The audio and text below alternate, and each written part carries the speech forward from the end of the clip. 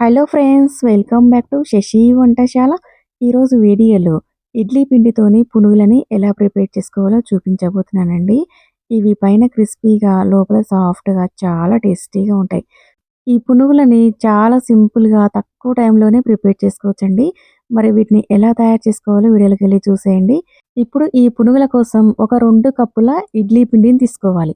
ఈ ఇడ్లీ పిండి అనేది అప్పటికప్పుడు తయారు చేసుకునేది కాకుండా ఒకరోజు ముందుగానే తయారు చేసుకొని నైట్ అంతా ఇడ్లీ పిండిని పులియబెట్టుకున్న ఇడ్లీ పిండిని తీసుకోవాలి. ఇప్పుడు ఈ ఇడ్లీ పిండిలోకి అరకప్పు గోధుమ పిండిని వేసుకోవాలి. అలాగే పావు కప్పు బియ్య పిండిని వేసుకోవాలి.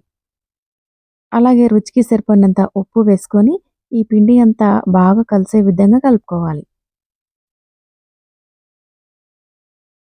ఇలా పిండి అంతా బాగా కలిసిన తర్వాత ఇప్పుడు ఇందులోకి మనము ఒక అరకప్పు సన్నగా తరిగిన ఉల్లిపాయ ముక్కలు, 2 పచ్చిమిర్చిని ఇలా సన్న ముక్కల్లా కట్ చేసుకొని వేసుకోవాలి.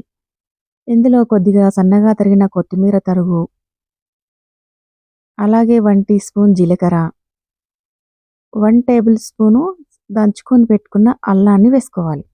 ఇలా ఇవన్నీ వేసుకున్న తర్వాత పిండిలో ఇవన్నీ బాగా కలిసే విధంగా కలుపుకోవాలి. ఇలా పిండిలో ఇవన్నీ బాగా కలిసిన తర్వాత ఒకవేళ పిండి లూజ్‌గా అనిపిస్తే కొంచెం బియ్య పిండిని కలుపుకోవచ్చండి. లేదంటే పిండి కొంచెం గట్టిగా అనిపిస్తే ఇందులోకి కొంచెం వాటర్‌ని యాడ్ చేసుకొని కలుపుకోవాలి. ఇలా పిండి కన్సిస్టెన్సీ అనేది మనం పునుగులు వేసుకుంటే ఎలా ఉంటుందో ఆ విధంగా మనము ప్రిపేర్ చేసుకోవాలి. ఇలా ముందుగా మనము పిండిని ప్రిపేర్ చేసుకున్న తర్వాత ఇప్పుడు డీప్ ఫ్రైకి సరిపడినంత ఆయిల్ పెట్టుకొని ఆయిల్ బాగా హీట్ అయినంక ఇప్పుడు మంటని లో ఫ్లేమ్‌లోకి పెట్టుకొని ఇలా మనకి ఆయిల్‌లో ఎన్నైతే సరిపోతాయో ఆయిల్‌లో సరిపడినన్ని పునుగులని వేసుకోవాలి.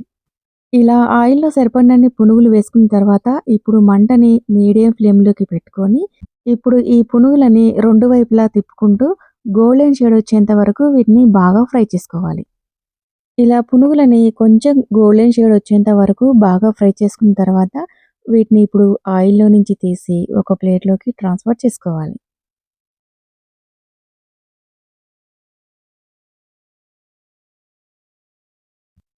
ఇలా తయారు చేసుకున్న పునుగులని ప్లేట్‌లోకి తీసుకొని సర్వింగ్ ప్లేట్‌లోకి తీసుకొని సర్వ్ చేసేసుకోవటమే అండి. చాలా టేస్టీగా ఉంటాయి. ఈ ఇడ్లీ పిండితోని తయారు చేసిన పునుగులు పైన క్రిస్పీగా, లోపల సాఫ్ట్‌గా టేస్ట్ అయితే చాలా బావుంటుంది. ఇవి పల్లి చట్నీ కానీ, టమాటో చట్నీ కానీ దేనితోని తిన్నా కానీ టేస్ట్ అయితే చాలా బావుంటుందండి. మీరు ఒకసారి తప్పకుండా ట్రై చేయండి. అలాగే ఈ పునుగులనేవి మనకి తక్కువ టైంలోనే చాలా సింపుల్‌గా ప్రిపేర్ చేసుకోవచ్చు. మరి మీకు ఈ వీడియో నచ్చితే తప్పకుండా లైక్ చేయండి.